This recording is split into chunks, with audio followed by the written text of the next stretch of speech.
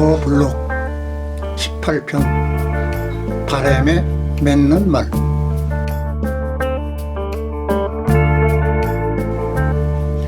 바람에 맺는 말은 사실과 다르며 저자의 희망사항을 꾸며서 만든 것임을 밝힌다. 가디갈 부족 주장 그랜파 먼드네의 후손 형제 믹과 토니의 마약과의 전쟁에 동참해서 돕던 아들 조카의 뒤를 이어 손자들이 또다시 한데 뭉쳐 원주민들의 장래 문제를 연구하고 실천에 옮기기 위한 모임을 매월 가지며 맡겨진 과제를 발표하는 원주민 정체성 회복위원회를 만들었다. 이번 모임은 각자 맡겨진 과제를 토대로 토론하는 시간에 미국 원주민의 실상을 존 먼디네가 발표했다. 다 아시는 것 같이 미국의 원주민들은 오늘날 아메리카 대륙에 해당하는 영토 내에 거주하고 있는 원주민 그리고 이들의 현대 후손입니다. 미국 원주민들은 원래 콜럼버스가 아메리카 대륙에 도달하기 전부터 그곳에 거주하고 있던 사람들인데 원래부터 인디언이라는 이름을 갖고 있었던 것이 아니며 아메리카를 인도인 줄 잘못 알고 이디오 스페인어로 인도인이라는 뜻이라고 불렀던 것이라고 합니다.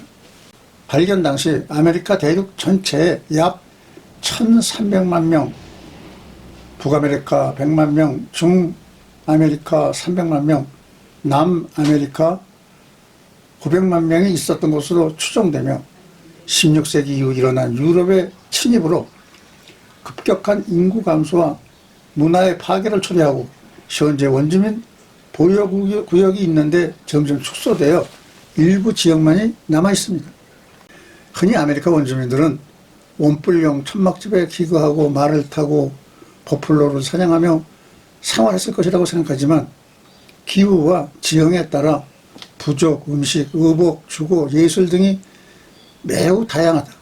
버플로를 사냥하며 가죽으로 만든 원춘형 천막에 사는 부족은 중부, 서부 평원지대에 사는 육목부족이었습니다. 서부지역 부족들은 낚시와 사냥으로 생계를 이어갔으며 숲에서 통나무를 잘라 집을 짓고 토평상을 만들었습니다.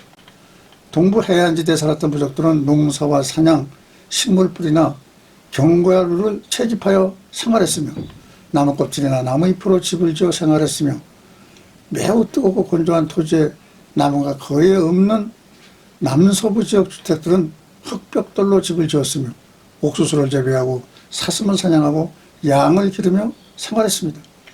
그리고 미국 원주민들이 가지고 있는 문제점을 열거한 프린트를 보라고 했다. 첫째, 실업률이다. 미국 원주민들의 평균 실업률은 80%에 달한다.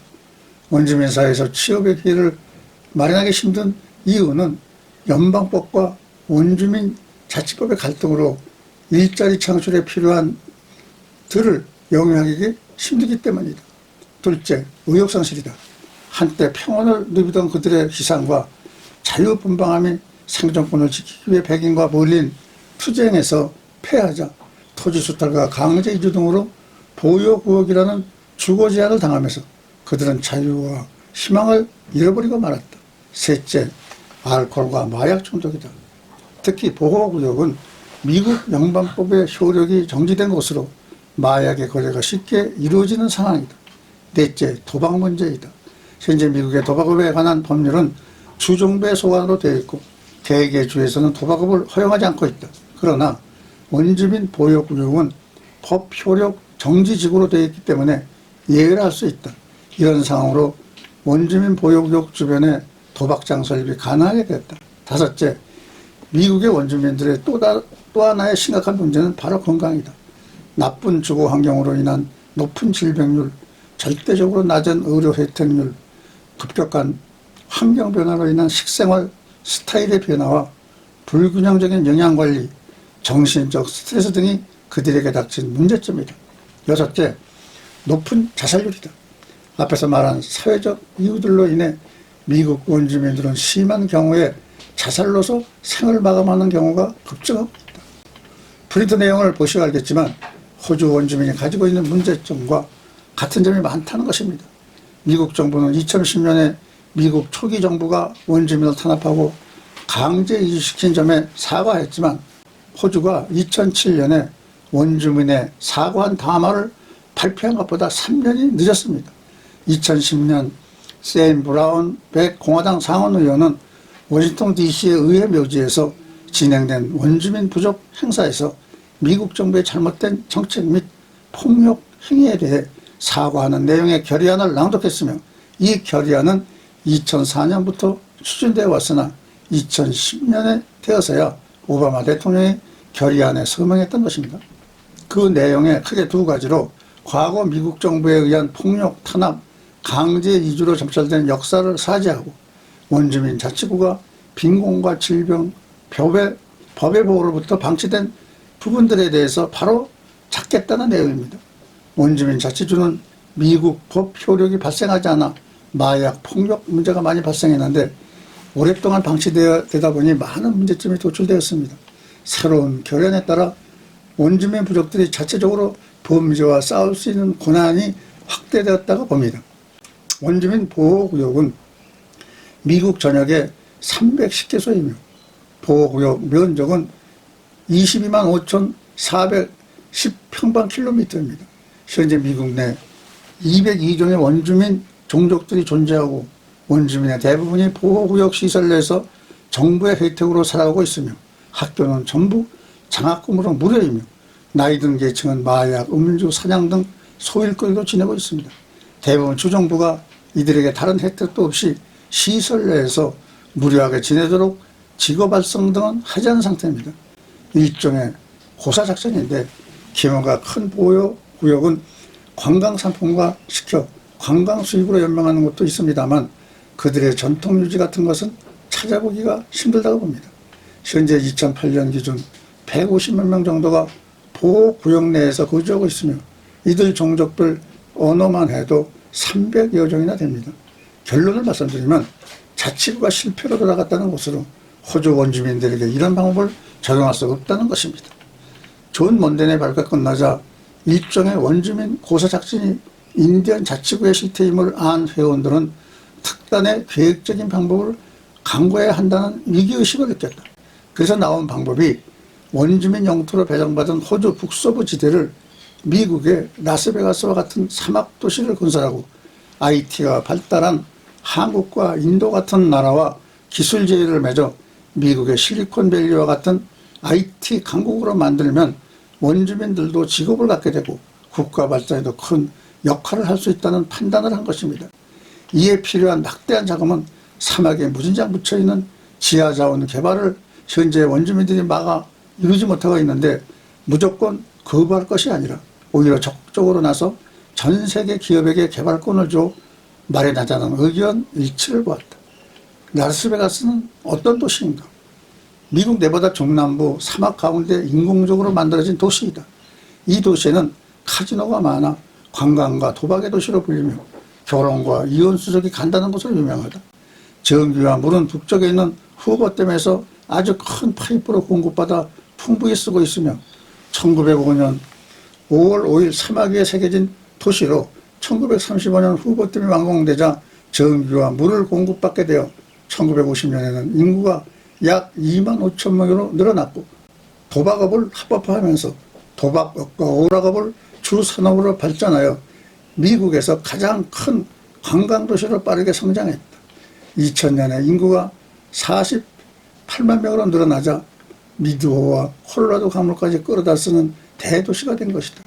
이런 도시를 원주민 소유의 사막에 건설하고 그곳에 미국 같은 실리콘밸리를 만들어 온갖 첨단 기술 회사를 모이게 하여 세계적인 기술혁신 단지로 만들자는 것이다.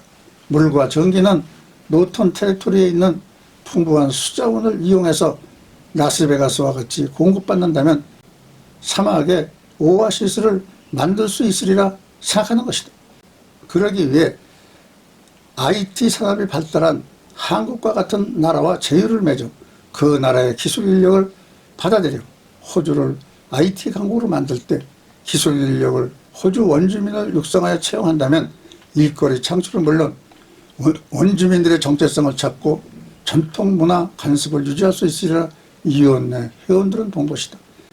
IT 산업이란 정보기술 산업으로 정보와 시스템 구축에 필요한 여러 가지 기술과 수단을 말하는 정보통신 용어인데, 정보와 시스템을 구축하기 위한 정보기술은 인터넷, 컴퓨터, 멀티미디어, 소프트웨어 등 정보와 수단에 필요한 여러 가지 기술을 포함하는, 즉 간접적인 가치 창출에 무게를 두는 새로운 개념의 기술로 동영상, 음성대회, 멀티미디어, 그리고 앞으로 새로 나타날 새로운 방법이나 매체, 그리고 이러한 데이터나 정보를 서로 교환하거나 특정 매체에 저장하는 것들도 포함된다. 이런 방식이 만장일치로 통과되자 이들은 바빠지기 시작했다. 무엇보다 많은 인력과 자금이 필요하여 대대적인 확장을 하게 되었다. 비원주민들인 중국, 인도를 포함한 동양계 이민자들이 함께 동참했으며 특히 한국 교포들이 앞장서서 돕게 되었다. 사막 한가운데 IT 산업을 주관하는 거대한 도시를 만들자는 꿈은 원주민들만의 꿈이 아니고 호주 유정자들의 꿈, 나아가서 백인들의 꿈, 호주 전 국민의 꿈으로 변해 가기 시작할 것이며, 지하자원에 의지하는 1차 산업국에서 2차, 3차 산업국으로 서서히 바뀌는 길을 걷게 되며 원주민들을 진심으로 아끼고 보호하는 하나의 기적이 일어나리라 본다. 마음을 불현듯 사랑으로 채우는 것, 백인들이 원주민들을 사랑하는 마음, 그것이 바로 기적이라고 말하고 싶다. 끝으로 이런 기적이 호주 백인사에 나타나기를 바라며 끝을 맺는다. 그동안 더블록을 시청해 주심을 진심으로 감사드립니다. 저는 호주 시드니에 살면서 호주 원주민을 이웃으로 알게 되어 원주민 아브라진에 대해 관심을 갖게 되고 호주 역사를 공부했으며 이들을 소재로 여러 편의 단편소설을 꾸며보았습니다.